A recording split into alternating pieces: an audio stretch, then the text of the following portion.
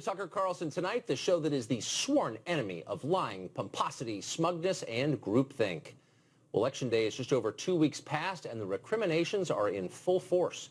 In the state of New Mexico, one CEO has announced that he will no longer do business with Trump supporters. Not just people who voted for Trump, but all Republicans, indeed anyone who has said a kind word about the president-elect. They're all morally tainted, he says, and they're not welcome at his internet marketing company. The owner of that company, Matt Plainfield, joins us now. Matt, thanks a lot for coming on. I got to say, thank you for having me. One thing I appreciate about the statement that you issued is that it's totally straightforward. There's nothing stealthy or feline about it. You're out there. You're saying what you think, and I do respect that.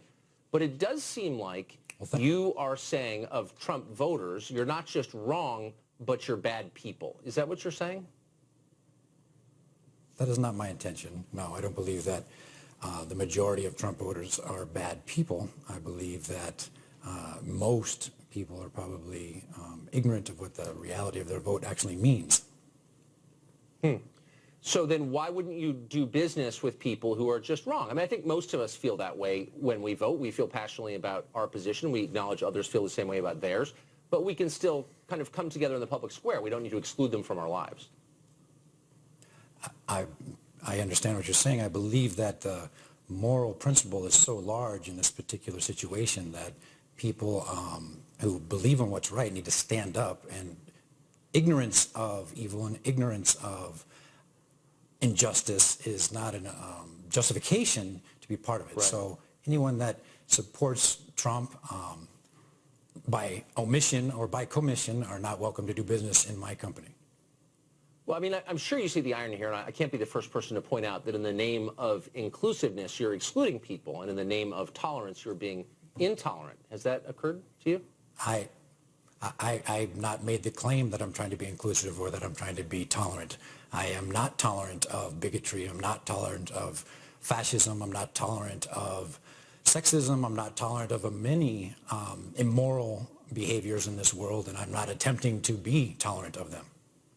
So, I mean, a couple questions, but you say fascism. I mean, you don't really believe that. If you believe that Trump was a fascist dictator, then you would organize an actual resistance to him. I mean, you would be Dietrich Bonhoeffer. You would be fighting against him, for real.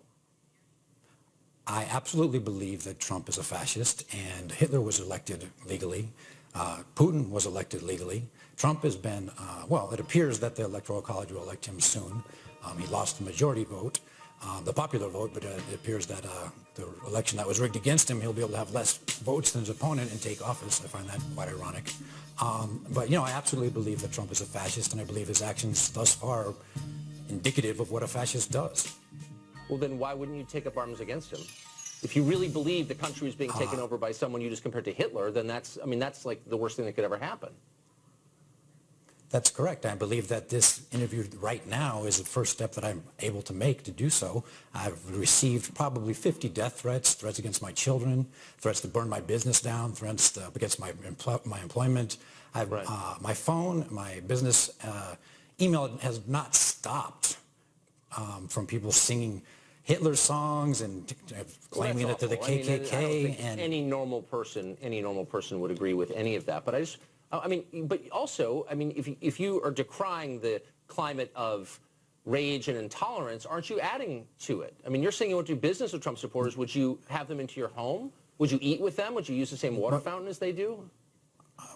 I guess my question for you is, if you were a member of the Nazi Party in the 40s in Hitler's day, would you have done business with Nazi Party members?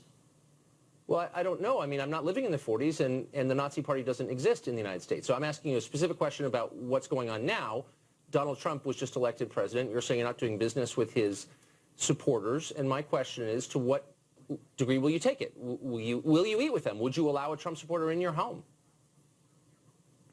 Would I allow a Trump supporter in my home? Yes, I would. I would have no problem talking with Trump supporters. I work with Trump supporters. I interact with Trump supporters. But as a citizen of the United States, I'm fully within my legal rights and within the state I actually live in. There's nothing illegal about me choosing to not do business with someone who supports someone I believe to be a dictator, that I believe to be a fascist. That is legal, but do you think it's okay? I mean, as a principle, do you think it's okay for people to refuse to do business with others they disagree with? You think that's all right? Absolutely, and I think that you sidestepped my question when I asked if you would have done business with Nazi Party members in the 40s, because that's something that you're obviously an educated, intelligent person. You can determine if you would have done so, and your failure to answer that, I think, is indicative of your position. Well, I was doing it out of politeness to you because it's such a ludicrous comparison. I didn't want to humiliate you by pointing that out, but I'll do so now since you pushed it. That is an absurd thing to say, and of course, there's no comparison at all. But if we could just move beyond that, Explain to me the absurdity in my statement, sir.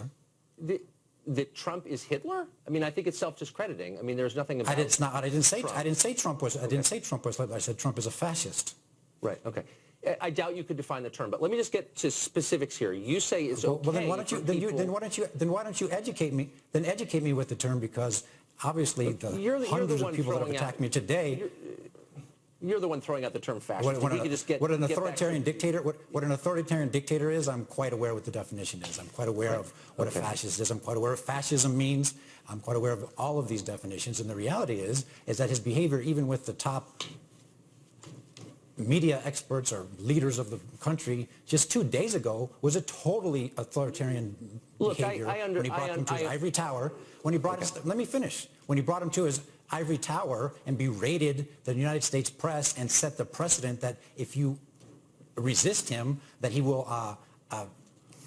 He didn't even have the moral turpitude to do it openly. It's the first president who's ever sat down with the press. I mean, I'm sorry, because what you're doing is belittling historical reality. Being rude to news anchors who make $3 million a year is not the same as rounding up an entire ethnic group and killing them or invading Poland. It's just not. And so for you to say that really does sort of diminish actual historical crimes. But again, I don't want to dwell on that because I think it diminishes you by doing so. Let me just, I want to get to this point because I think it's meaningful. Feel free to diminish me as much as you would like. You're doing it to yourself. Look, I think it's totally valid to not like Trump, and I think it's valid to be mad at people who voted for him. I'm not denying your right to do that. But if we were living in a fascist dictatorship, armed men would appear behind you and drag you off the screen. So let's not sort of overstate the reality of modern America. But let me ask you this. The left has argued consistently that it is not allowable. Maybe you do need to look at your history, because that's not exactly how Hitler began. That's not exactly how Putin began. There are many elected dictators that didn't start off by dragging people away the first day, because that's not how it works. You might want to do some reading of history yourself. Okay. I think we're veering into hysteria here, but let me just ask you this one question, because again, finally, I think it's important. The left has argued consistently for the past 8 years that if you disagree with somebody, his behavior or beliefs, you are not allowed to decline to do business with him. That is discrimination, and you've seen it in a famous case over wedding cakes and gay marriage, and yet you're saying that's totally fine. I don't claim to speak for the left. I don't claim to speak for any group. I don't claim to speak for an organization. I claim to speak for myself. And I believe that standing up against injustice is the foundation of what our country is all about. I believe having the moral turpitude to stand up against the masses is what a citizen and a patriot actually does.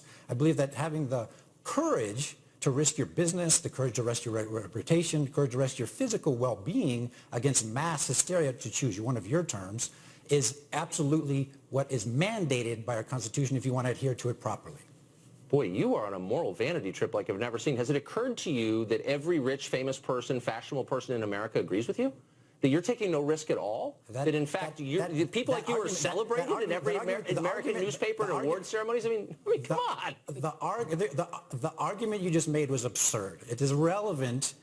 Reality is irrelevant what people of position and power and wealth believe to be the case. Once upon a time, all of the wealthy and powerful people believed the earth was flat. They were incorrect regardless of their own personal beliefs. Man, I'm just saying you're not taking a huge risk in doing this, other than discrediting yourself and embarrassing yourself in front of your neighbors. How many death, hey, excuse me, sir, how many death threats have you received today? I don't know. I'm out of time. Hard to see you as a victim. I do admire you for saying what you think in public. I don't think I'm a victim. I'm not a victim in any way, shape, or form. I am not a victim, and I've never claimed to be a victim.